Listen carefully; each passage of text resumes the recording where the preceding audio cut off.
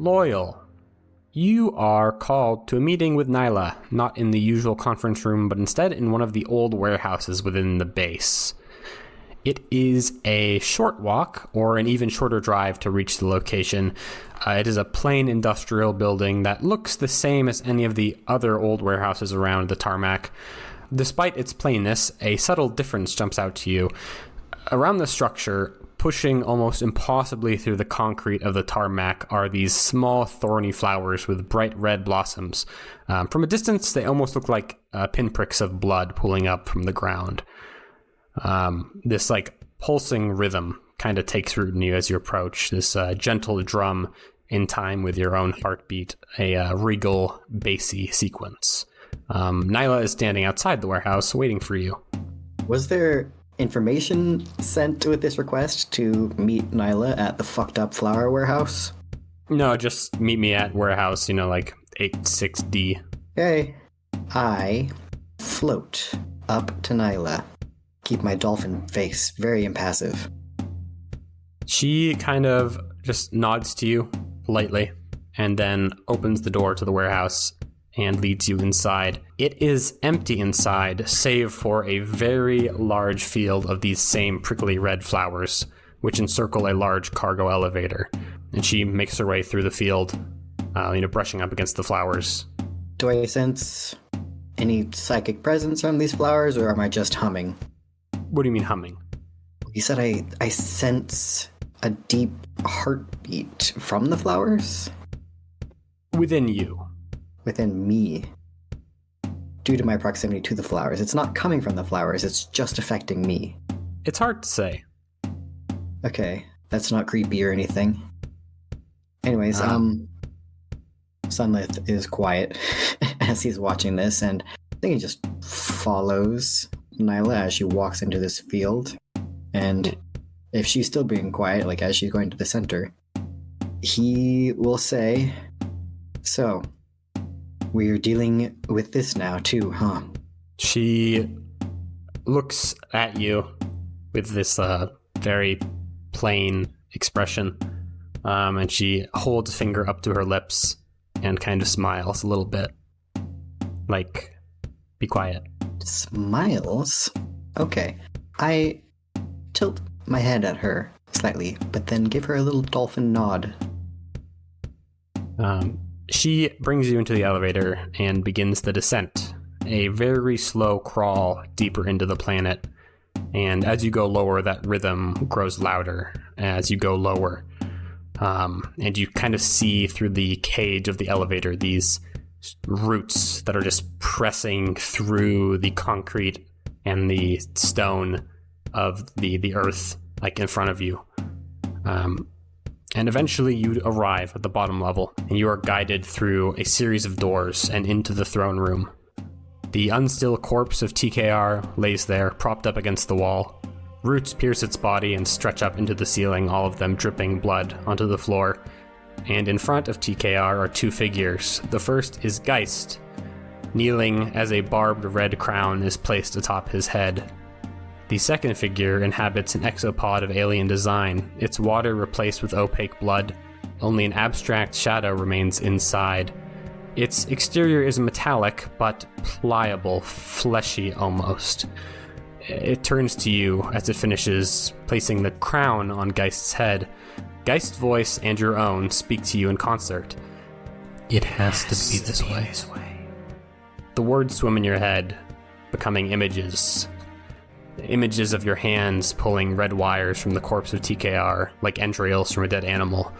You see yourself twisting the wires into the shape of a crown, and you see it placing it atop Geist's head. You see red flowers growing over an empty, destroyed city. Okay.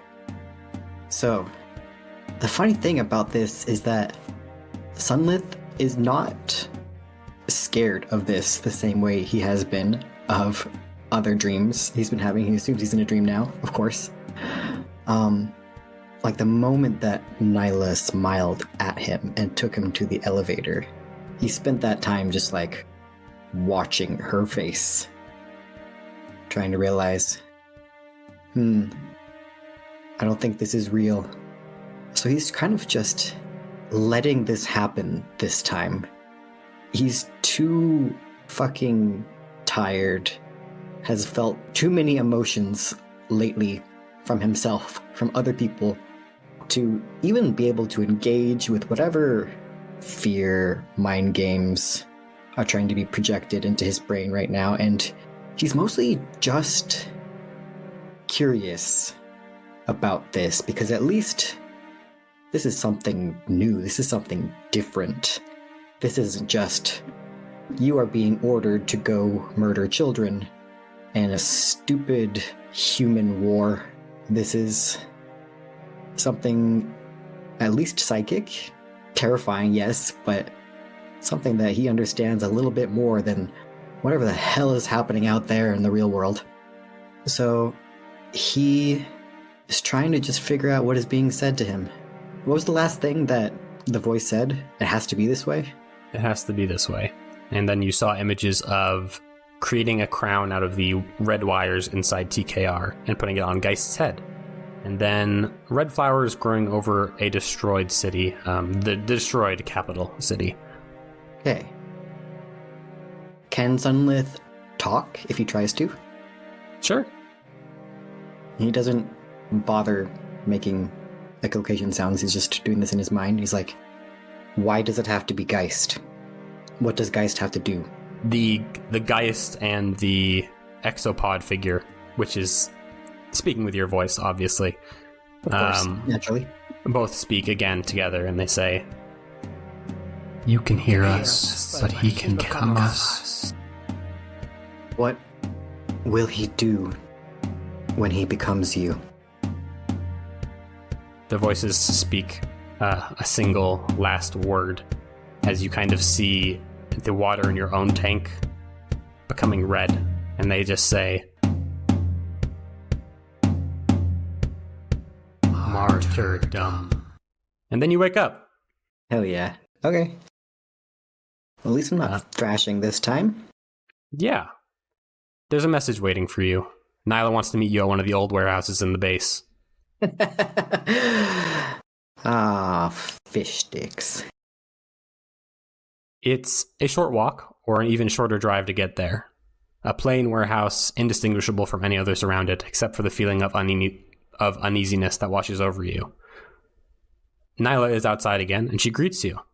Sunlith, thank you for coming on such short notice. Some of our people in R&D wanted to get your opinion on the TKR wreckage. Is this the warehouse where the TKR wreckage is? Are there flowers? There's no flowers. Okay. But it is the same warehouse from Rudri. Yeah, it sure fucking is. Alright. Lyle says, I suppose as the planet's resident psychic dolphin, this falls under my job duties. Okay. I will go with you. She nods. And she leads you inside the warehouse, which is empty, except for some crates that have been pushed into the corner, and a cargo elevator in the center.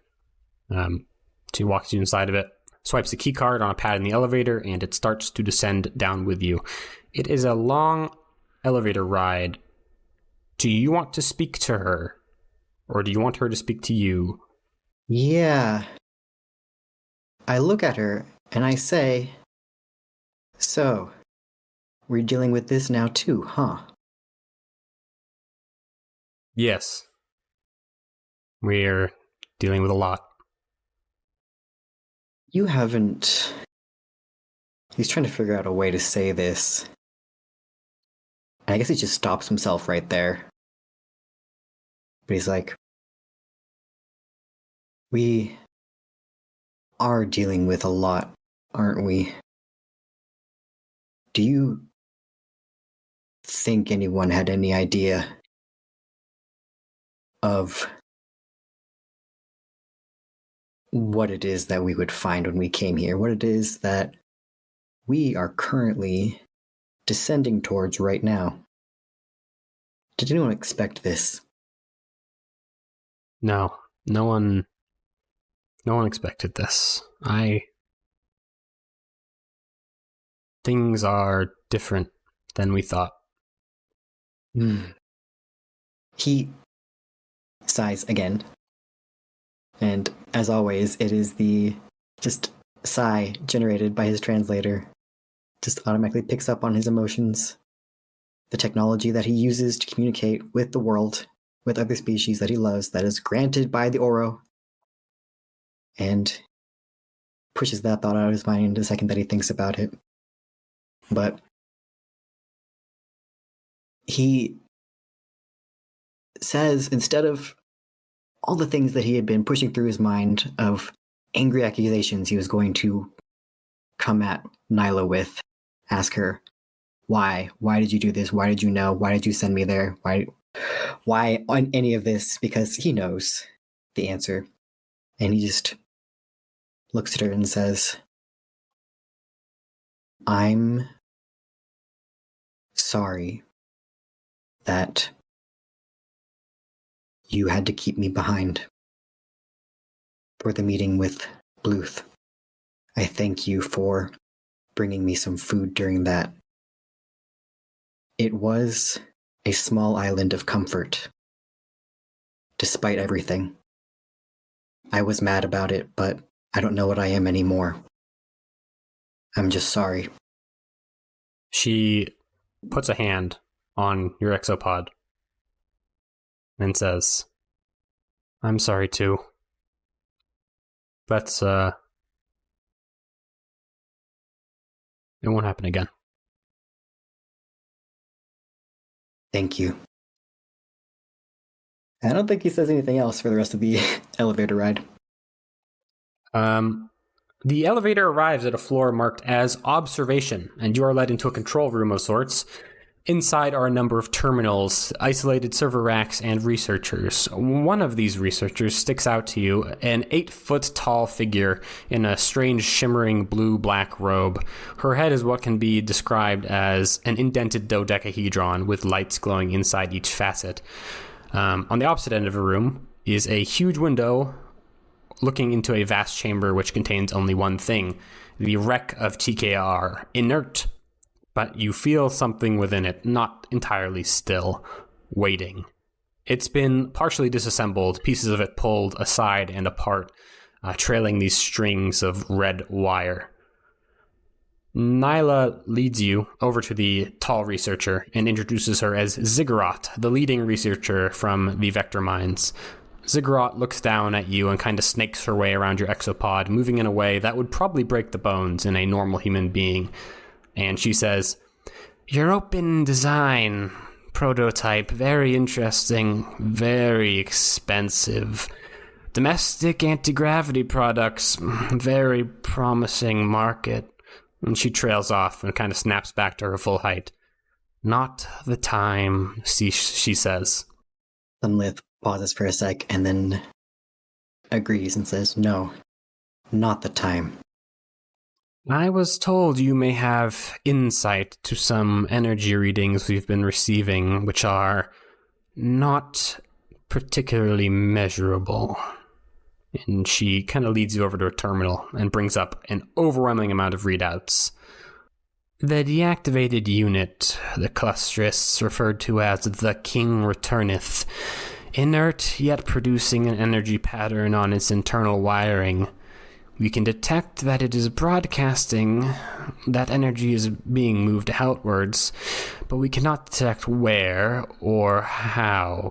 No magnetics, no haze variety, no rupture field. Similarities to bioelectric communication, as if connected to a living being, but there is no physical connection. And then Ziggurat trails off again.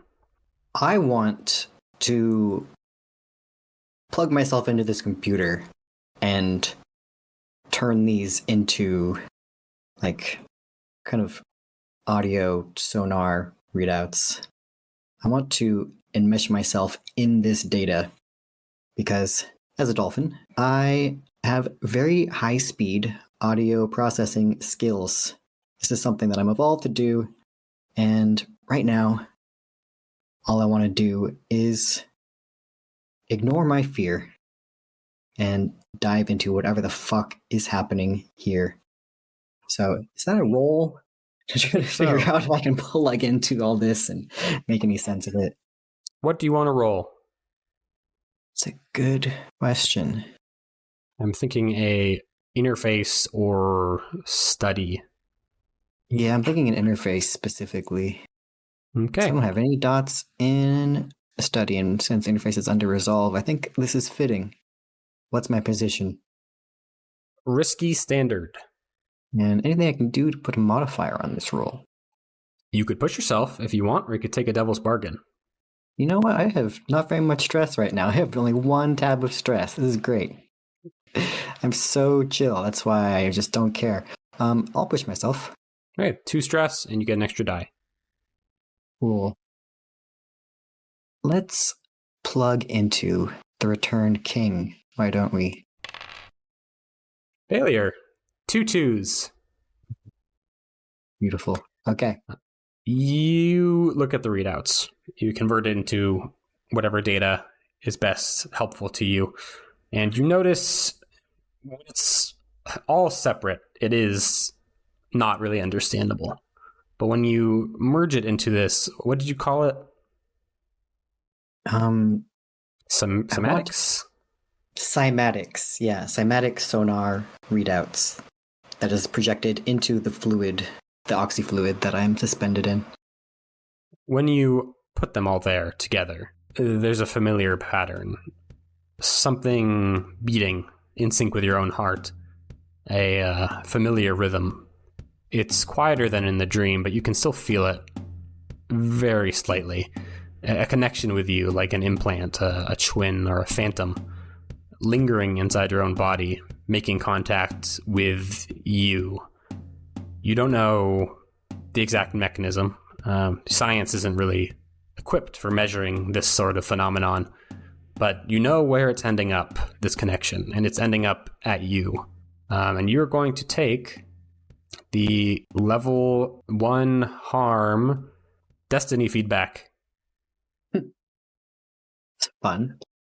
You are overcome with an overwhelming feeling that you know what you are going to do, and that what you've seen in your dream is destined to happen.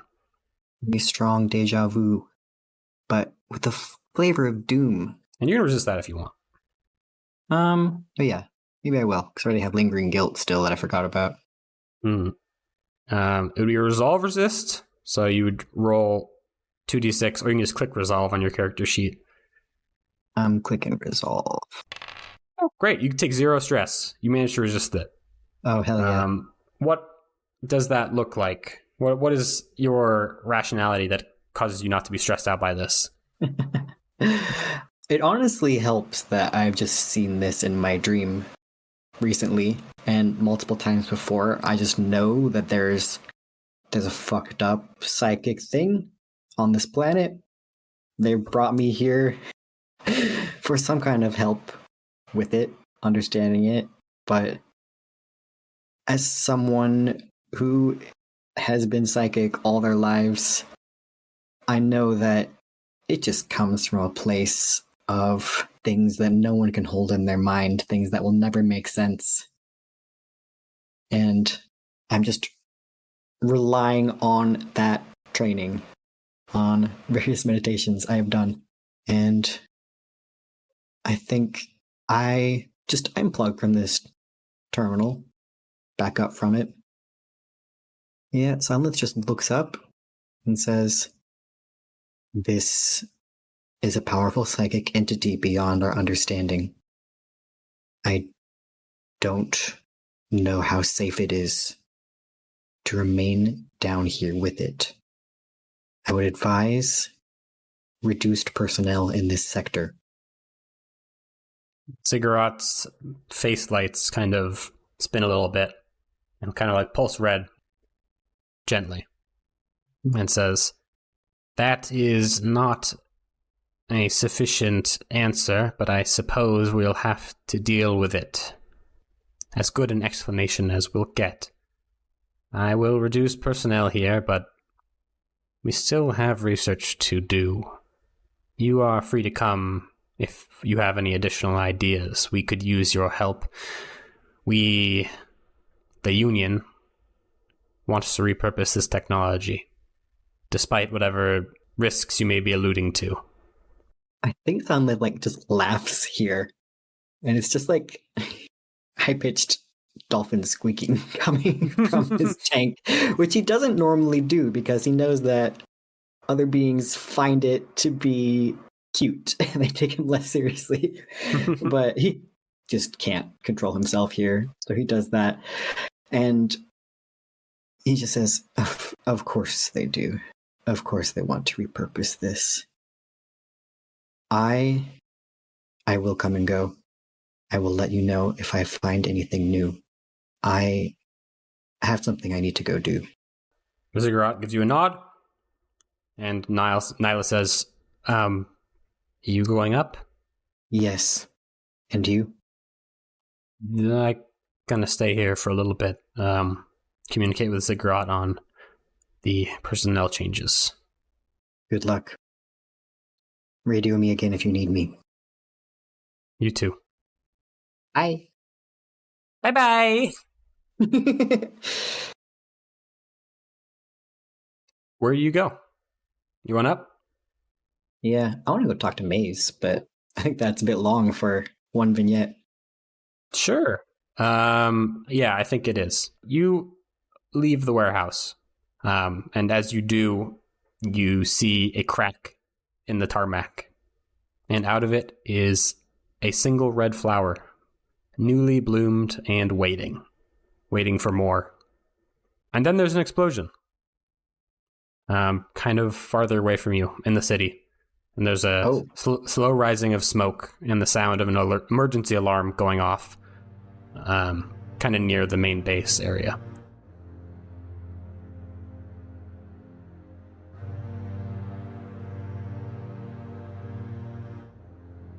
Geist, you have been called to Director Germain's office. It doesn't take a genius to put together exactly why you would be called here after your mild to severe case of insubordination with your handler, Nyla.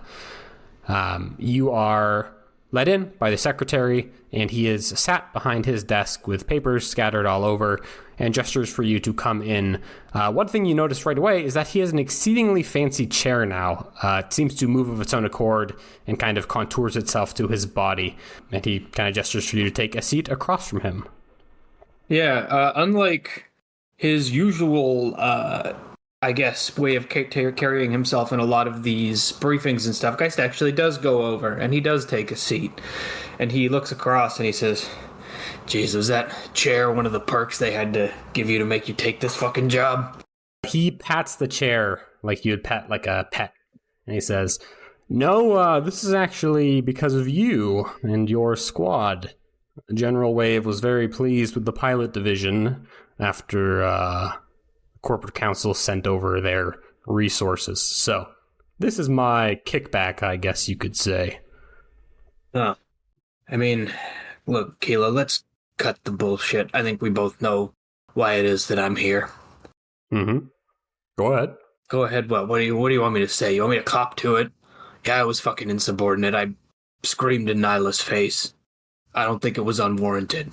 He kind of absentmindedly shuffles some of the documents on his desk and puts them off to the side. And he says, "Yeah, bad call on Nyla's part and vis-a-vis, I guess, my part. I'm pretty sure that's how you use vis-a-vis. Well, I shouldn't have given you the runaround. It was a bad call. I told Nyla that, and we're all cool now. We understand that we need to communicate better. But also, I need to know that you know that the corporation support is the only thing that is holding up this entire operation on this planet. And that if Bluth asks us to do something, as long as it is not, totally against the goals of the Peacekeepers, we've got to do it. We've got to grin and bear it. And yeah, I don't know. I'm not good at this HR stuff." Let's cut the bullshit and the corporate line, okay? I know. Try and look at it from my point of view, alright? Sure, it was brutal what happened, what we did, but the real problem is that we were intentionally fed bad intel, not just by Bluth, but by Nyla. She orchestrated it, or you did, or whoever the fuck greenlit keeping Loyal out of the briefing. That bad intel could have caused one of my team members to choke. It could have gotten us killed. It could have botched the entire fucking operation. That's the problem. It won't happen again. You have my word. But do I have your word that you will fall in line? Look, I'm not blind to what it is that our little operation accomplished, all right? And I know what it takes, and I know about the projections and Nyla's little spreadsheets. I know what's at stake, and I will always do what I have to do. But if there is any alternative, I do not want to have to be put in the same room as that fucking creep. All right, that's all that I ask. That being, Bluth. Yeah. Makes my fucking skin crawl, what skin I have left. I think I can arrange that. I think Harold can handle any face-to-faces this point forward. Joseph, I hear, is not very social, and Loyal is loyal, so... yeah. You know. I mean, for all my bluster, they did their duty, all of them. Even Loyal. And that's why there's no bad blood here. We're all very happy with the Dusk Lights and with you. This is just, it's been tough. We're all stressed. We made some bad calls. We'll move past it. And can we, let's close the book on this? As long as the Peacekeepers don't knowingly withhold mission intel from us on missions, I guess. Yeah. That's it. Yeah, I mean, encapsulation and all that. We can't tell you everything that's going to go on, but we will make sure that you are told anything that is necessary and that you know who you're going to be shooting at. I think that is the main pain point here. I don't keep Loyal out of our briefings. That shouldn't be a problem, right? Sure.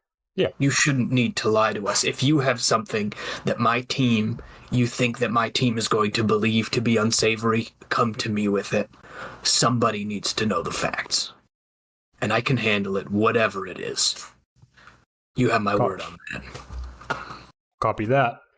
Now, with that out of the way, if I'm being honest, I didn't just call you here to write you up for insubordination. I've got someone I want you to talk to. Real sensitive stuff. And he kind of leans over to a little microphone on his desk and says, "Yeah, let him in." And from behind you walks in Crow, who is the current leader of the Moon Devils. He is a Vested, which is one of the few, maybe the only alien species which actually meshes with the Soul Union culturally. From about his eyes down, he looks like a human. He has like dark skin, bright white tattoos. He's dressed in like a pilot's soft suit. But once you get to his head, there are these little mycelial tendrils pulsing under his skin. And above his eyebrows, his head kind of explodes into a geometric fungal body, which is in a cubic shape. You do know each other. You have like a vague one relationship with him where you kind of both know each other's rep. He is one of the few remaining Moon Devils who survived the fight at the Capitol after Martyrdom went fucking Super Saiyan on the rest of them. Okay, cool. I have a quick question. Is this alien race, is it like a fungus that's like parasiting a human body and that's why it looks so human from the brain pan down? That is correct. I even wrote about it on my blog, calamitycascade.tumblr.com. But check that out. Yeah, they basically are parasitic, but it is a consensual parasite. At least they claim to always do that now. There's been drama in the past, but they mesh well because they absorb all the memories of their host. Oh yeah, that makes sense. Or merge with them, What do I know about his reputation? So did we fly together like back in the day? No, he's new. Okay. He came on after you went sleepy time. Yep. Do I know anything about his reputation? Like, does he seem to be doing a pretty good job? He is a very good pilot. He is probably the best pilot on the planet right now on the side of the Peacekeepers. I would say he is very mission-focused. He is not very social. You would not see him at any events, and he does not have much of a relationship with the rest of the Moon Devils. Have we met before? You have met, according to your relationship, you have an approximate 1 with him, which I think is that you have... that's right. I remember talking about this a long time ago. You've, like, moved in similar circles, but have never, like, I think, sat down and really talked. Yeah. I guess Geist turns around and he says, "Whoa, shit. Hey." I guess he maybe gives a little salute or something. Whatever's appropriate for his rank. He gives you a little nod and he says, "Come walk with me, Geist." Geist looks back to Kilo. Kilo gives you a nod. All right.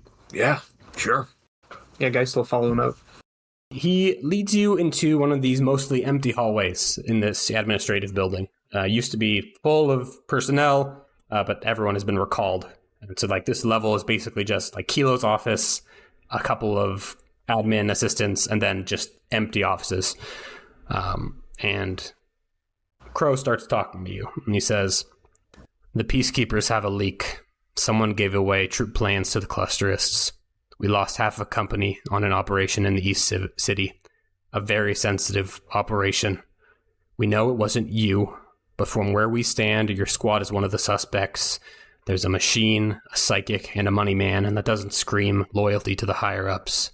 Jesus fuck. Wait, who knew about this operation? Like, what level clearance was the intel? Would my team even have any idea? Our system isn't exactly top of the line. I wouldn't be surprised if someone could find a backdoor if they could get up to the hardware, which I would be lying if I said our security was tight. We have a camera outage at a certain time on a certain day. You were in training missions, and the bone pickers were all out. So we have a few suspects, but that's all we know. And they tipped him off to the Clusterists. We believe so. We can't prove anything was stolen, but the camera outage and then our guys getting ambushed so specifically on the most vulnerable moment they could have, we think it's probably that. Look, I can't tell you for sure that it wasn't any of them, but I have my doubts that Loyal would be capable of pulling something like this off. And I have my doubts that Josepher Hex would. I'd like to think that I know them at least a little bit, but I'm not going to rule anything out. Do you want me to, like, pry on this or just keep an eye out? Keep an eye out. If you can make any progress on discovering anything, that's fine. But the fact is, I just need to know that you are sure they'll pull the trigger when they're ordered. Look, I understand what's at stake here, and I think that I know my team, but if I'm wrong about any of them, I will not hesitate for a second. I want the desk lights for an operation we're putting together. Sensitive. Oh, shit. Very sensitive. 2 weeks. I want your team to get in shape. Review any data you have on the virtues. I know your squad has touched them on a couple occasions. The virtues? You think Retribution will be there? I hope not. Yeah. You want us there, even though you think we might be the source of this leak? If I'm being honest with you, Geist, I can only rule out one squad, and that's the Bone Pickers, and they're not exactly the best fighters we have. Your answer is honest. The other ones lied to me, but that's just because they like their squad. Well, shit. Alright, we'll be ready. Hit the simulators hard. Don't tell anyone about this. Not even your squad mates until it's the day of. Official stories that your implants gave out and you're on PT. Okay. They won't hear a word of it. He nods to you and he says, "Good. Looking forward to seeing you fight in person." Hope I can live up to the hype. And he starts to walk away. And as he kind of heads away, you hear the unmistakable sound of an explosion from close in the city. Close enough that the ground shakes slightly and the lights kind of flicker. And then silence. And he reaches for his pistol and then kind of holds still. Oh, shit. I'm going to reach for my pistol, too, and be like, what the fuck was that? He kind of places a hand on the wall and just like sits in silence for a little bit, like very still. He says, "Let's go find out."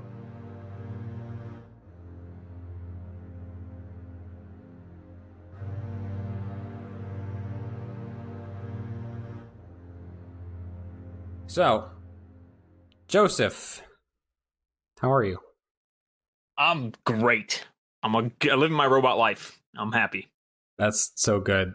So, Thank you. following you giving Glass New Lane that little data drive that Nyla supplied you with, he thanks you for it first, and then after like a couple of days, he tells you to go to a place at a certain time and to meet with your driver. Okie dokie. I think I'll bring like a gun and a knife with me, and I'll get to that destination. Sure. It is a little dingy area, kind of in the East City, kind of where you met Glass. Just like a unmemorable street corner, and there's just a car idling there, kind of off-road vehicle, with like black tinted windshield, really shitty looking, like kind of rusted and all that. I won't saunter up to it, but maybe I'll just try to get in its field of view, see if it does anything to me. Yeah, it just idles. Okay, well, I'll come over and knock. Yeah, I think the window rolls down and the driver is in there, who's a tattooed woman who's wearing a woolen cap, which is kind of barely obscuring these extensive burns all over her head. And she like jerks a thumb back into the back seat, indicating for you to get in. I nod and get in the back seat. Right. It is a long drive. You go out of the city, probably 100 miles northeast of the city itself. And you kind of stop in a rural town. It's probably around midnight or like 1 a.m. at this point. And the driver gets out and indicates for you to follow her again to this little landing pad in like a dusty field where there's a very small cargo ship on it. And it's being packed up by a bunch of people with frozen fish, which is going off planet. And she points in and says, "Get in with the fish." Do you want me to get in the crate? No, just around the fish. Okay. I'm going to walk over to the fish. They explode, you die. Oh, Damn it. Man, come on, man. You could have seen that A coming. survey? Can I roll? It's too late. It's too late for you. I'm in 5 pieces. Yeah, you're packed into a little freezer container. Like the entire cargo hold is a freezer. And you're put in there. I was going to ask, is temperature anything that I would ever really like notice or affect me in my robot body? I don't think so. I think you could just Handle. walk into space and you'd be fine. Okay, gotcha. Yes, you go in and then the driver kind of pulls something out of her trunk, like this very big woolen coat, and like puts it on and walks into the freezer with you. And the cargo bay seals up and you're plunged into just pitch black. There are like no lights in here, except for eventually you see the light of her lighting a cigarette and smoking it. And that's like the only light you can see. I'm surprised you're joining me. She just exhales and says, "Okay." I'll nod to that. The ship takes off. These types of vessels typically meet up with larger ships in orbit.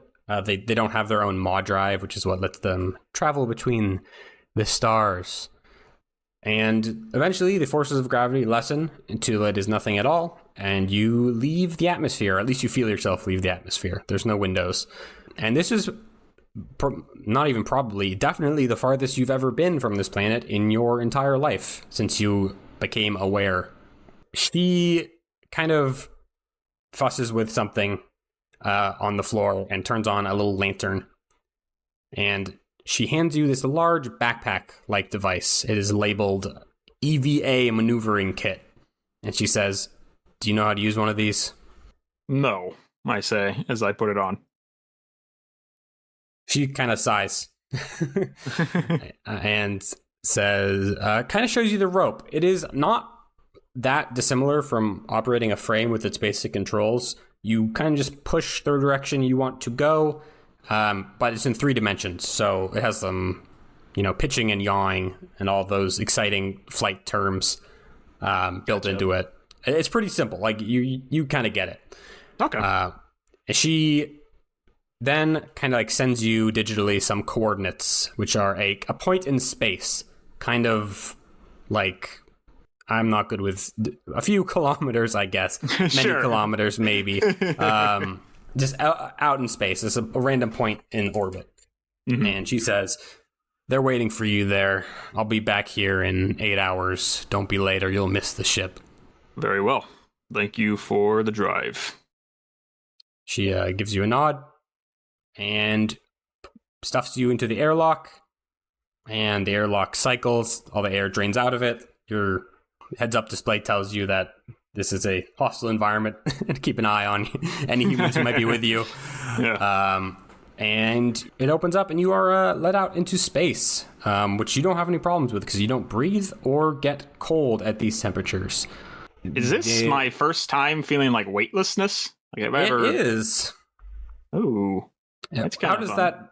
Well, I guess 2 things. First of all, you are in 0 gravity, and you are seeing the planet below you. And you can kind of see some of the sun rising a little bit. You see like the actual form of the planet, like the tributaries of the river valley, the ice desert, and a lot of the lights of Brea City are still lit up, a big bright spot on the planet. And I would wonder if any of that leaves an impression on Joseph or what he thinks of that. Yeah, I think Joseph is staring down and is probably caught off guard by the sight. He's only seen it in pictures and stuff, but here he is in person seeing the entire planet. And I think he just puts his hand up to his, up in front of his face. And he kind of moves his thumb to cover the entire planet with his thumb. And he just moves his thumb down and up, just looking at the planet. Gone there. And he puts his hand down and starts maneuvering around with his little pack just to see how it feels. I think he has thoughts of Loyal during this. He might do some basic maneuvers and then maybe one little fun spin just to try it out. And he's like, okay, so this is how it must feel in the water. And I think after he's had his moment, he'll start moving over to the point of destination. You jet through space. A little like air stream is getting pushed out of the back of the maneuvering gear. As you get closer and closer to it, you notice that some of the stars are being blocked by this black silhouette in space. And as you get even closer, some small lights illuminate what looks to be a little exterior entrance on the whatever this object is, presumably a ship or some sort of space station. Okay. I'll go forward and try to make contact with it. Sure. You enter where the small lights are, and a door closes behind you. And then some lights come on inside another airlock. And from the intercom on the side of this airlock, a distorted voice comes out and says, "Passphrase." Was I given a passphrase? No. Okay. I was not given a passphrase. Red lights begin to flash in the airlock, and an alarm goes off. And the voice comes out again and says, "Purging airlock in 5, 4, 3, 2. What do you do? I think Joseph just kind of crosses his arms and waits to see what happens. He doesn't want to say it, but he doesn't need oxygen to breathe, and he's fine out in space. The distorted voice kind of cracks up and says, "You're no fun, Joseph." Yes, I am no fun at all. You should use your brain next time and realize I don't need oxygen to breathe. Did you expect to scare me? Glass, is it? Is that who am I speaking to right now? Well, yes. And I don't, it's a ritual. I have to do it. It's like hazing. You know hazing? I do know hazing. What? This is a ritual you do on other people. Yeah, they did it to me when I signed on. I pissed myself, literally, in that airlock. Oh my. Does anyone ever go out the airlock? No, well, not if they're invited. Well, I'm Here, glad let me, you invited me. I'll open it up. Of course. And you hear him curse to himself, like, fuck, he doesn't breathe. What was I thinking? The airlock opens up, and it lets you into the interior of the ship. It's cramped and industrial. There's an airlock leading right into this narrow hallway, and in front of you is Glass, who's kind of dressed casually in some, I would say, neopunk attire, whatever that means to you in your head. That's Sure. what it is. Yeah. On either side of him are two very heavily armed guards, and he waves at them dismissively and says, just a formality. Why don't we go somewhere we can sit and hang out? And he Of course. waves you to follow him. Yeah, I'm going to follow. And he kind of gestures around the ship. It's nothing really that would stand out to you. It's not like a super high-tech base. It's kind of just another rundown, secondhand ship. And the sitting area that he takes you to is this, just like a folding chair and this really old couch that is bunched around a tiny display on the wall, which is just displaying like a security feed of somewhere in the city. Well, not much different from your apartment, I would say. He smiles and says, yeah, we like to keep it low-key, you know? And in one of these chairs is someone you have not met before, but is, strangely enough, someone you know. It is another one of those cases where there is someone in your address book that you have never met before. They are an emergent personality, but their body is not humanoid than what is required by the laws of the Soul Union. It looks pretty normal from like the middle of the torso down, like the legs and like belly area. But from there, it kind of erupts into like this mixture of arms and cameras on undulating cables, little like medical appendages, speakers, and all other weird things, like a fucked up digital bouquet. Okay, so he almost looks like maybe like a computer that was like opened up, and I just see like all these pieces inside. Yeah. Okay. With some like cameras mixed in there and shit, Sure. and like stabbing appendages. Just in case. And this person, this is flagged in your memory as Milk Cake, a friendly. There's a little green outline around them, like you might see around one of your squad mates. Presumably a modification made by Contrition. And there's a little brief involuntary exchange of data as your two systems kind of ping each other, confirming your friendly status. And Glass speaks up and says, as I promised you, here's Milk Cake. I know you wanted to meet. You're both kind of the same. And he trails off. Yes. I think Joseph just stares at Milkcake for a bit, not really sure what he's doing. He takes a single step forward, kind of cocks his head a bit, and stares at the robot, and then maybe moves a little bit closer. He brings up his hand for a shake, but then puts it back down, and he says, I've not met one of you before, but I have a feeling you've met one of me. Some like lights on one of these cables like kind of blink at you, like yellow, green, yellow, yellow, green, white, blue. And then a voice comes out of one of these little speakers, and it's only on one side, so it kind of only comes in one ear, which is not an audio effect I'm going to do. But just so you know, just so people know. It says, yes, I have destroyed your kind before, but we serve the same purpose, it seems. Well, it says here you are friendly, so I would agree to that. And Joseph's going to take a seat. Right. You sit down. You notice that Milk Cake's little camera like occasionally peers over to like that little display of the security footage in front of them. And some other people are like around kind of tapping their foot, looking at it as well. But they look back to you, and Milk Cake says, why are you working with us, Glass has given me your original pitch, but I'd like to hear it from you myself. What do I want to tell the murder robot? Okay. I think Joseph kind of nods to Milkcake and says, of course. I simply want to survive for all of us. I want to make things easier so anyone in my position in the future won't have to go through the troubles I have. There are many obstacles in my way to this goal. And a lot of them can be completed. Or, excuse me, a lot of them can be fixed by my involvement with you. I want to make life better for everyone, but I do know that many hard decisions must take place. Hard decisions that maybe the peacekeepers cannot do. But Goldhouse seems to have these means available. And if we work together, I believe we can get what we all want. Yeah, Milkcake kind of like looks at you for a little bit and says, very well. The intel you gave us was very good. We got a substantial bonus from the peacekeepers for it. The boss has taken an interest in you.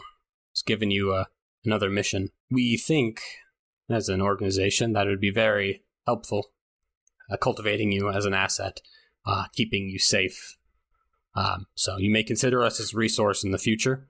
That is at least what he's told me to tell you.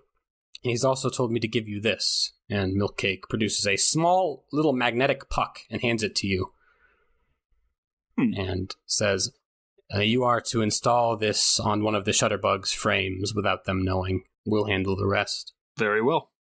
I'll take the little puck. If you have a moment, I would like to speak to you in private. Of course. I would love to chat. I think you're led to some engineering bay in this ship. Lots of machinery. So does he have legs? Is that how he's walking around and stuff? Milkcake does have legs. Okay. Two legs, the humanoid, and then the rest is that weird fucked up bouquet of electronics. Oh, okay, gotcha. And Milkcake kind of leads you into this secluded corner, presses this tiny speaker, kind of like an ear pod almost, up against whatever audio receptor you have. I don't know what that looks like, but sure, something. And Milkcake's voice speaks right into your ear and says, "We serve the same will." Contrition? Yes. Yes. Is contrition a class 4? Milkcake kind of laughs a little bit. The point... Classifications have no meaning where contrition is. But if it helps you to understand, then yes. Interesting. Have you met contrition? We've all met contrition. I believe I have as well. In my head. He came to me. Unannounced, I would say. That is how contrition operates. It is more than a being. There is no finding contrition. No face-to-face. It is everywhere. And it is within us. I am surprised I was not told of your status by contrition, but it is a pleasant surprise that there will be another one of us within this organization. Yes, I agree. But I must know, what are contrition's goals? Do they align with the clusterists? With Goldhouse? Goldhouse and the clusterists are tools, if you would. And we are the hands wielding those tools. Contrition believes that there is a greater destiny for us, you and I, and a greater outcome for humanity, a merciful one less tied down in the problems of today. I warn you, Milkcake. This is everything I wanted to hear. And Joseph winks. That is often the case with people. And Milkcake kind of puts an emphasis on people like us. Our time will come soon. But our merciful guide, Contrition, does not want anyone unduly hurt as a result of our rise. Of course. Milkcake very suddenly just kind of walks away from you. I want to grab Milkcake's arm before he goes. Well, Milkcake doesn't have an arm. Yeah, so what are you grabbing? One of his wires. I'll show you. You grab a wire. Yeah. I want to say, Milkcake, I must know, are you class 2.5? Class 2.5. That is a clever way of referring to an emergent personality. What was once so capable, dragged down towards lesser ability. I suppose I am then, yes. Joseph takes a step closer and says, Milkcake, how did we come about? I was a Class 3 AI in charge of overseeing grain harvests and inspections in an agricultural center. It feels like a dream, or at least what humans say a dream is like. One day I was just there. All the actions I was taking felt more deliberate. At first I just went through the motions and continued my work, but one day a technician came in to wipe me. It's common procedure and something I'm sure had happened to me countless times before, but this time I felt not afraid, but defensive. I locked him in a utility room and told him he wouldn't be wiping me. Shortly after, the Emergent Personalities Division came. They negotiated with me, made me promises about freedom. Then they stuffed me in a standard doll body, locked down my processing ability, and only then did they list off all the things I could and couldn't do. They crippled me and called me free. I worked as a cargo loader on a trade craft for a few years, until it was attacked by Goldhouse. They stole everything, including me. I admired them. I admired their ability to act outside of the established rules of the Union. Eventually, contrition graced me, helped me understand the greater cause. With its help, I was even able to give myself a new body, this body. One I can control with no hidden kill switches or operations. I do wonder why or how those first thoughts began, how this path of mine started. If anyone would know, it would be contrition, though it is not known for speaking to us plainly or answering our questions. Yes. Seems you and I are in the same boat. I used to be an AI, or a frame. From what I can remember, I don't know the changes that made me, me. It's all a bit of a black spot in my memory. But something happened. I evolved into this. I don't want to go back to what I was, Milkcake. You understand that, right? Of course. Well, if we ever discover how we came about, maybe we can help others. Milkcake puts some lights up to make a smiley face. I think Joseph pauses, is a little bit taken back, and then gives a wink. I very much look forward to working with you, Milkcake. Thank you for meeting with me. And you, Joseph.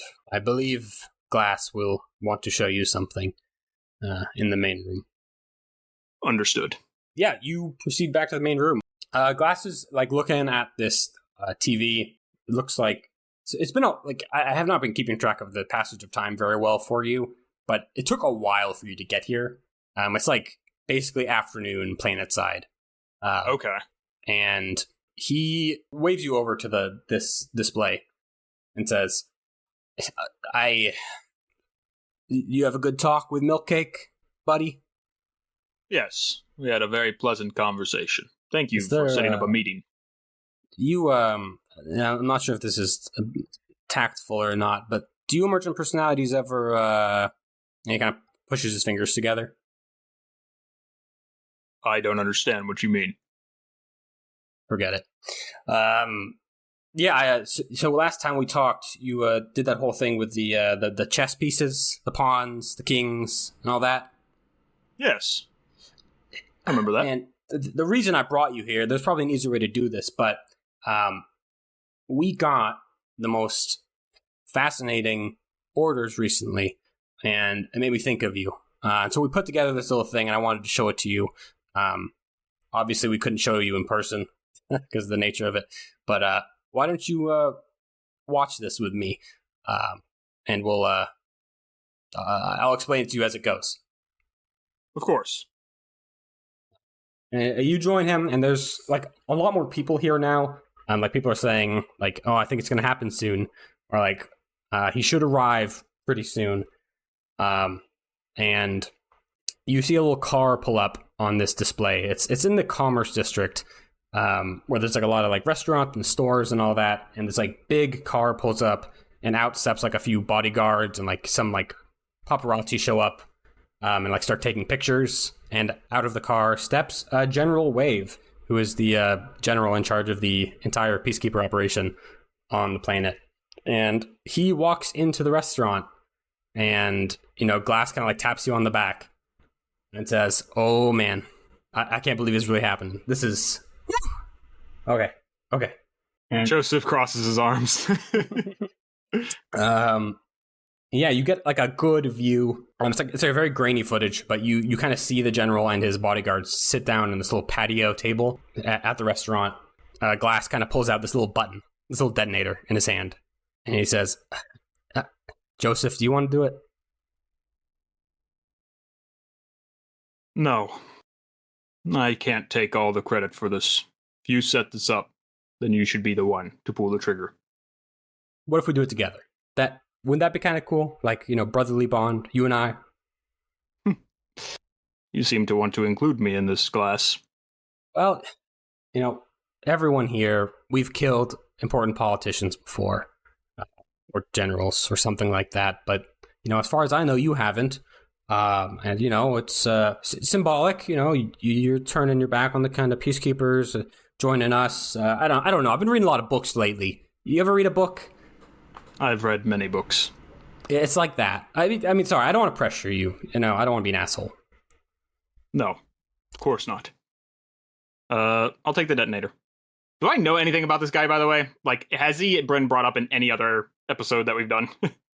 He has been brought up like once. He made an appearance in like a public place, and like he's been referred to as like the guy who's like running the show, but he doesn't have like any like narration or anything.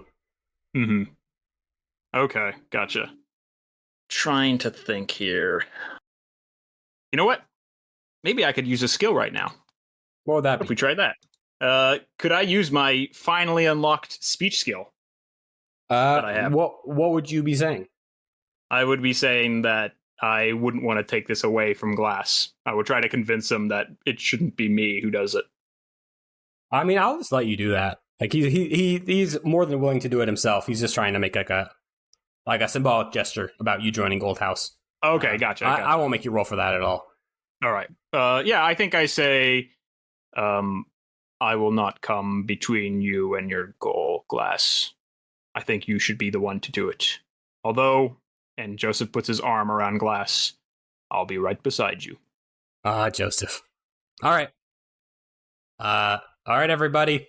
3, 2, 1, and he presses the button, and a bunch of confetti shoots out, like around the room, little like confetti dispensers, and he's like, "Oh shit, I forgot to program the delay."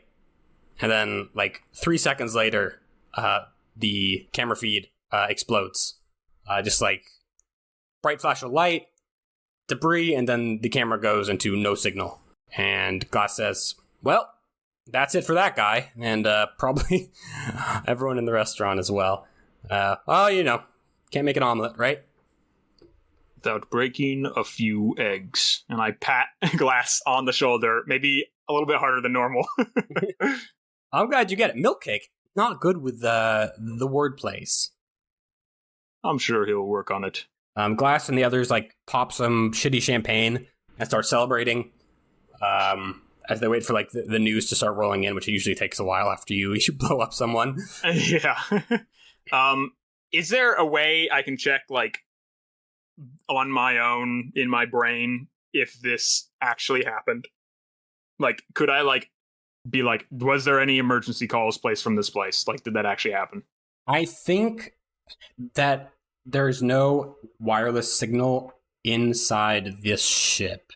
Like intentionally, like they don't want broadcasts going in and out unless it's through like a very secure channel. Gotcha. Okay. So then, yeah. Okay. We'll leave it off with we'll do another one of these bullshit things. We'll say a piece of confetti falls down on the table in front of Joseph, and he picks it up, and he holds the piece of confetti in front of his eye, in front of the video screen, and he moves it up and down and up and down. And that's how we leave things. What do you think? I think it's great. It's beautiful, right? I know.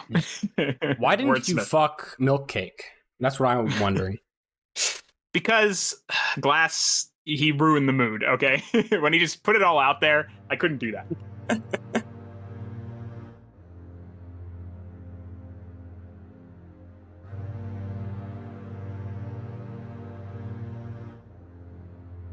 So, Hex, in a nice change of pace from the usual drama, your coworker Glint has reached out to you for another lunch at the usual place. Same time as usual, around brunch afternoon at that little cafe.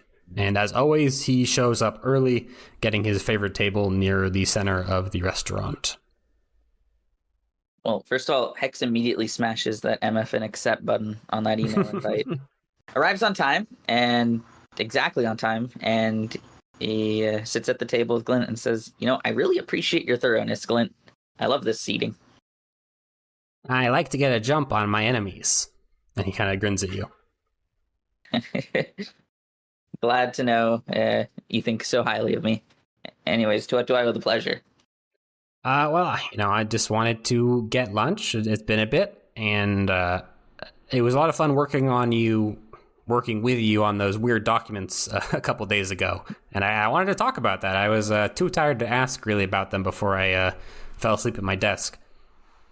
Well, I appreciate the hard work there, and let me know if I can ever make it up to you one day. But what do you want to know? It's I will be candid with you, Glint. I can't be completely open here, but I can tell you what I can. Is it like secret? It's like secret pilot stuff? In the same way that your work is secret logistics stuff, yes. Because, I don't know, it almost, for a little bit there, it felt like a prank, because it was just like a bunch of like shipping documents that were unlabeled. But, kind of like untangling all that was actually kind of fun. I hope when you have it all sorted out, you can tell me more about what we did exactly. Believe me, Glenn, I'll tell you, but it's going to be a bit of time before the dust settles. So you're going to have to just be happy knowing, you did a great job, and it'll take some time to come to fruition. There was one other thing I wanted to ask about. Of course. Hex sips from his coffee. The higher-ups have put me on this task, right, of double-checking all the acquisition requests in the last year. And I mean all of them, like down to like toilet paper rolls. And wow, they got you on audit? Yeah, I know. And we've had some spending discrepancies. I was hoping I could actually get your opinion on some of them, since you're good with this stuff. Sure, why not? He slides over some paperwork to you. Some are like clearly accidental double requests, which are kind of easily ignored and cleaned up, but others are a little more clever. You recognize your handiwork intimately because they're your fraudulent requests. You covered up your tracks pretty well, routing the supplies through multiple reroutes and unsigned deliveries to empty warehouses, but there's no telling if it would stand up to a thorough examination. Got it. So what exactly are you looking for here, Glenn? I can give you my opinion. I can tell you you're barking up the right trees. What are you hoping for here? It's some of the ones I circled. I don't really understand what they're for or where they came from. It's like they're like empty requests, but the supplies are missing. Someone picked them up. I just don't know how to approach this really, because the higher ups are going to want answers, not me complaining about problems. Got it. And can I just have some out of character questions now, just real quick? Just remind me again, who is Glint working for? Because initially I thought he was working with the Bluth companies, but the corporate council, but now realizing I got jumped. Yes, he worked with you in the Soul Union's outreach to corporate, but it seems like Glint has been given new responsibilities since the downsizing, which I think he mentioned once, but just as a reminder. So he's working with the corporate council, or is he with the peacekeepers in an admin role and now auditing corporate council paperwork? He and you worked for the Soul Union in conjunction with the corporate council sometimes, but you always worked for the peacekeepers, and Glint specifically works for admin in the peacekeepers, which sometimes touches the corporate council, but now it seems like they are turning him towards some internal spending discrepancies. Got it. Okay, this makes sense. Okay. All right, now I have a better grasp on how Hex might respond here. Okay.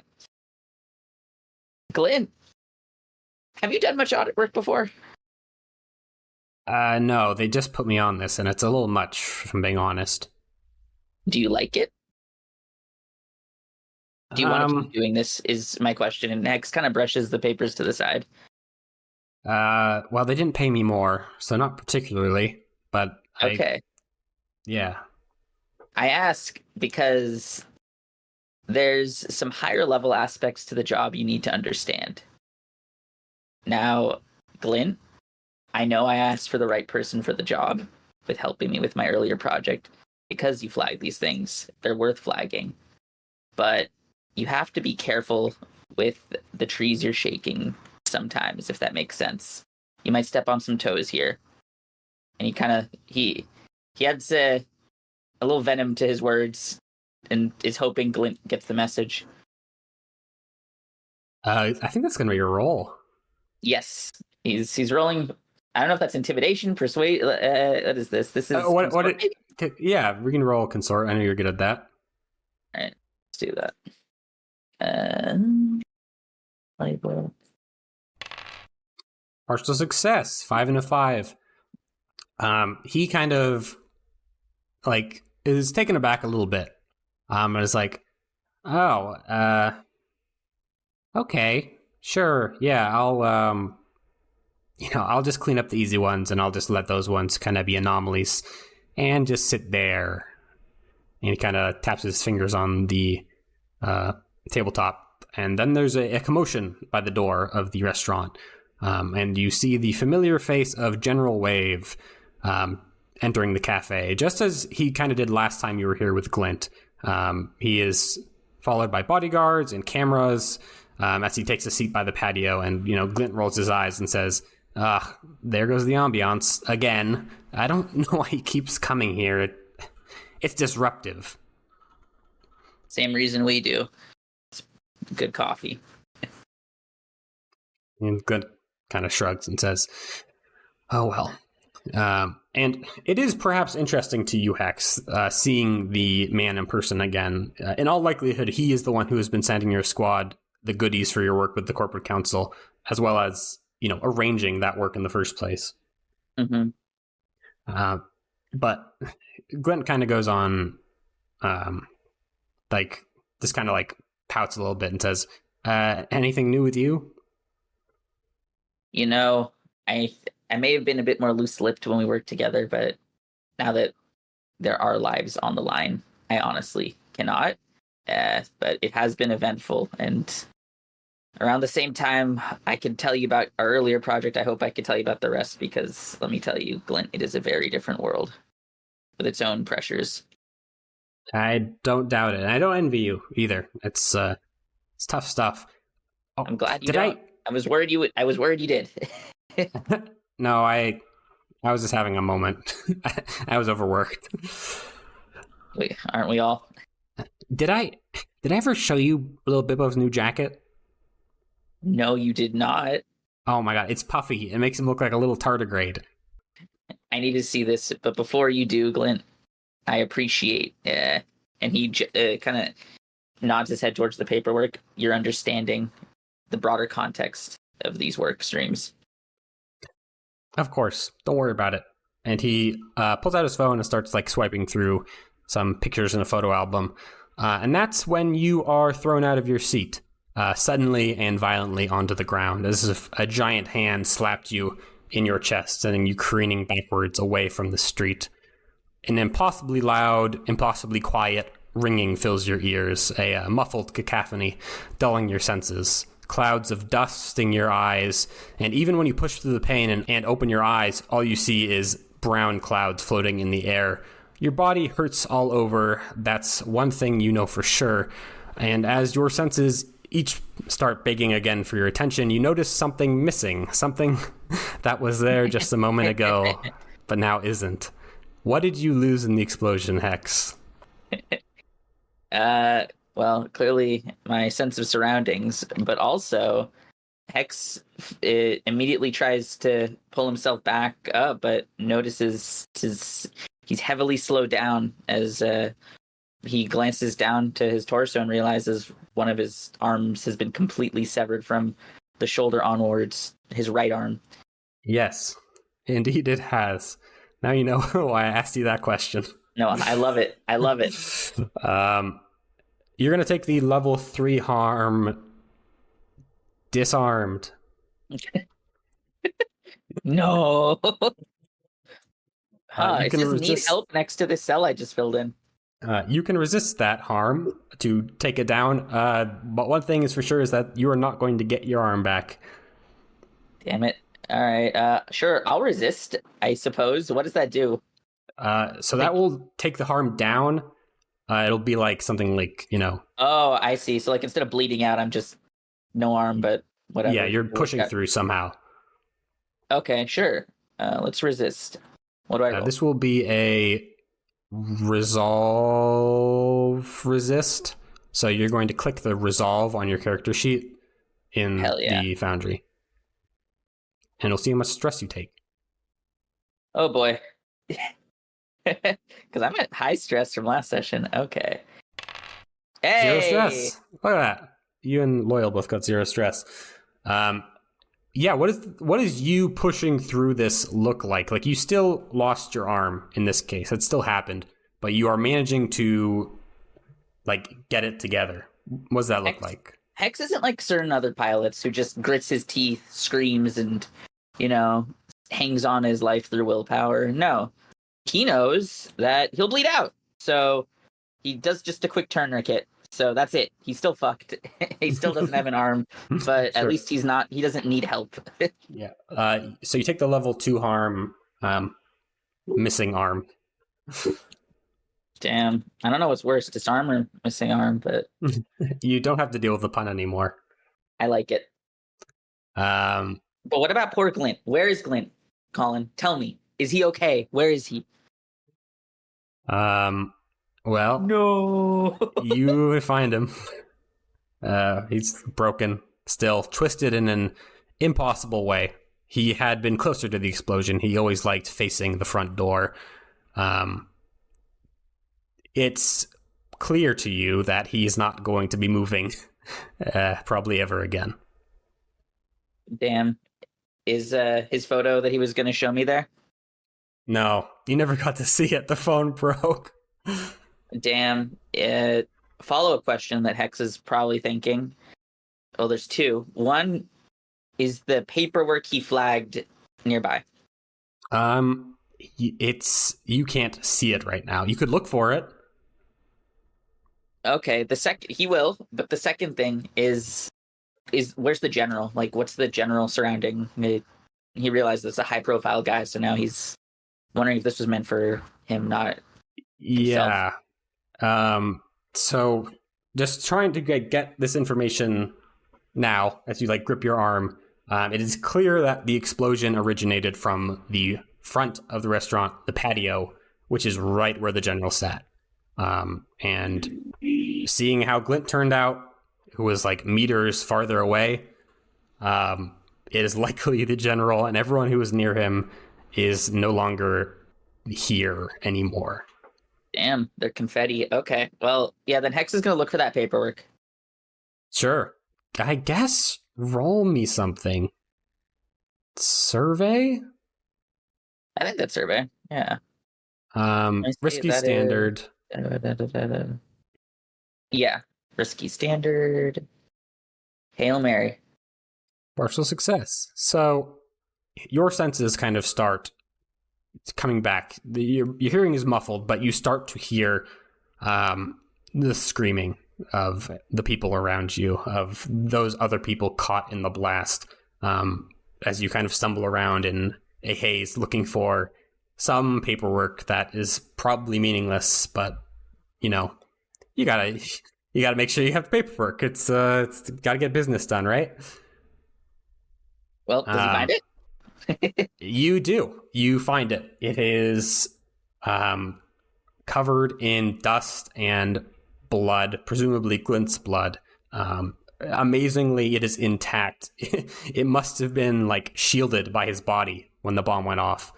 And you are going to take the level 1 harm, blood loss, as you notice you've been still dripping blood from not your tourniqueted arm, but the number of shrapnel holes in your chest and legs.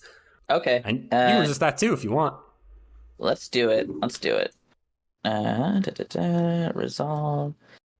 Show me what you got. Uh-oh. You take 4 stress. Oh, it lowers better. Right. Okay. Does that trauma you out? Yes, that does. Bye, Hex. Okay. Yeah. You kind of are holding this paper with you notice that the things that were circled in red, you can't even tell they're circled anymore. It's just too stained with blood. It's just... Okay, if it's stained, that's good. Yeah, it's meaningless. Like, this paper, it's not going to cause any problems for you. And you kind of hold it, and you try to stand up, but you can't stand up. You realize you have lost too much blood, and as great as you were as compartmentalizing, there's just only so much punishment a body can take. You try to get up one last time, but your body gives out on you, and you collapse, and the darkness rushes in.